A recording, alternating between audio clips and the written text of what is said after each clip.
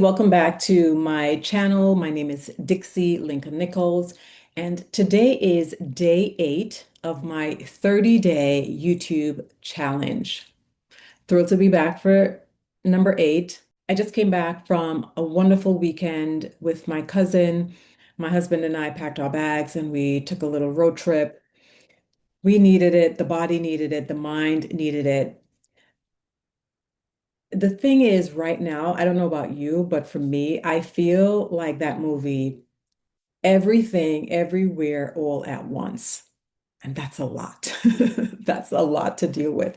It's a lot to navigate. And I am a believer of aligning my lifestyle with the seasons.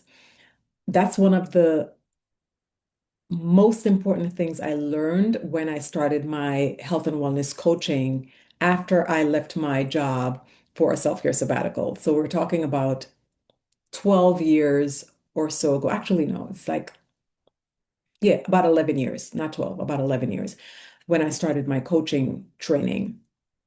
And it immediately resonated with me, this idea of aligning my lifestyle with the seasons because I felt it in my body. I never felt like doing all the things people did during the winter months. I always wanted to kind of fall back. But I felt forced to, and I forced myself, and it never felt right. I never felt good. I always felt overwhelmed and tired and just not aligned with what was going on. But I did it. I did it for many years. I allowed myself to be sucked in without really paying attention to the sensations of my body. It's how I lived.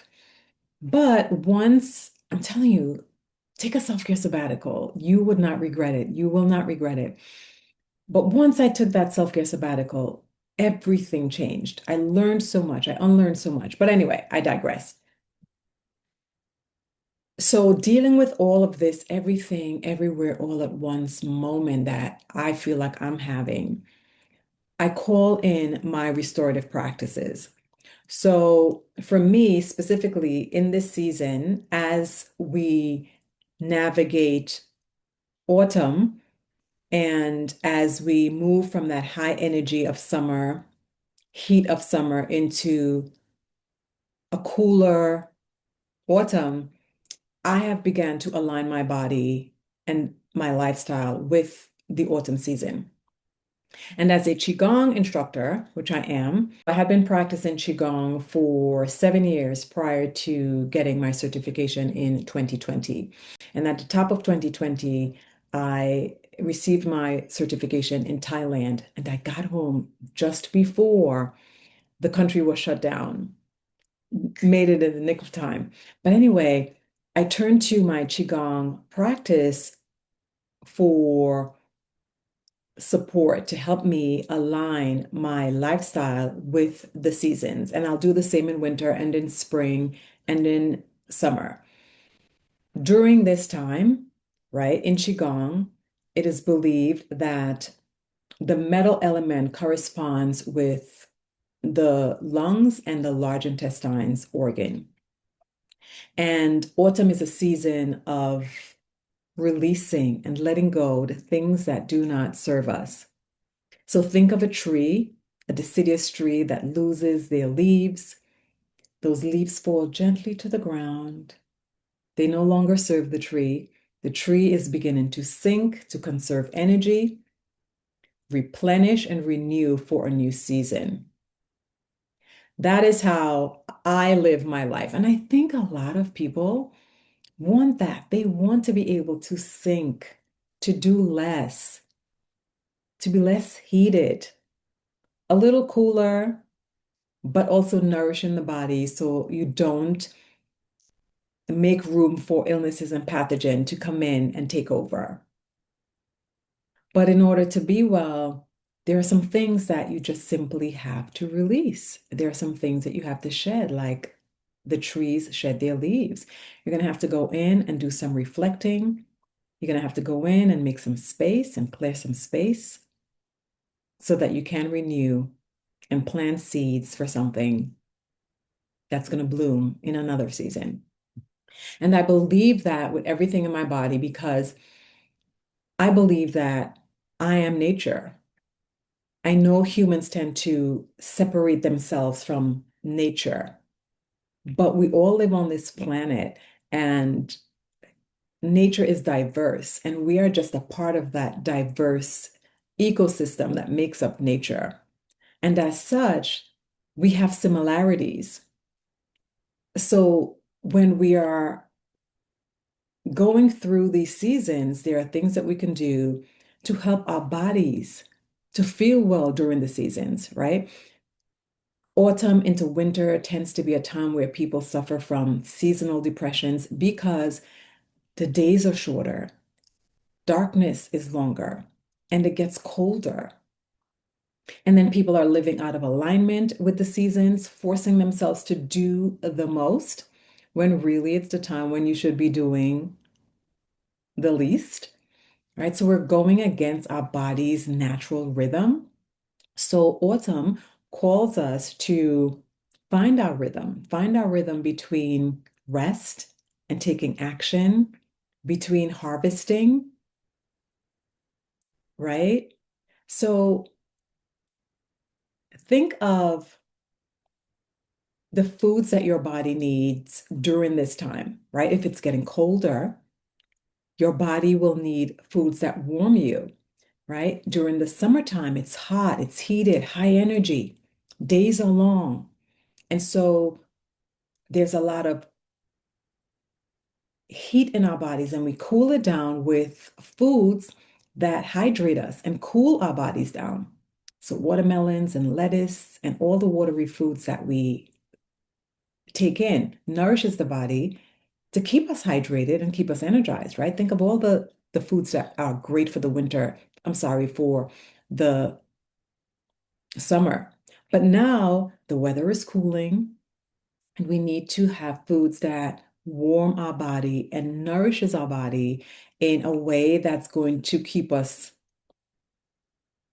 healthy, keep our bodies healthy from pathogens, right? Because it's a season where people get sick a lot, right? The lungs can hold pathogens.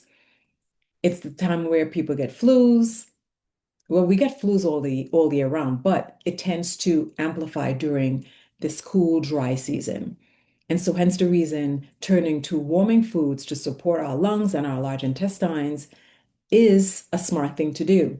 So, root vegetables like carrots and turnips, and teas like licorice, ginger, warming spices like cinnamon and cardamom, anything that warms up our bodies, we want to turn to during this season.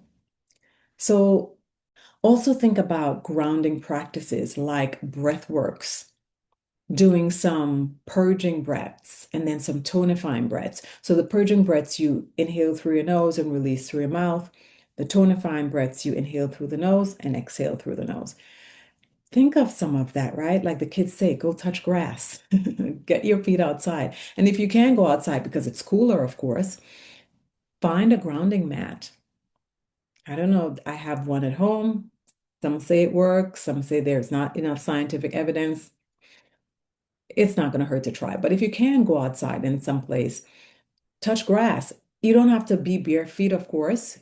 You are connected to the earth. You're connected to outside. Keep your shoes and your boots on to keep your feet warm, but definitely go outside. Take in that fresh autumn air, right? The smell of all the trees are around you. And I also use this time to declutter, because the season is calling for us to declutter, right? To shed things that no longer serve us, like the leaves.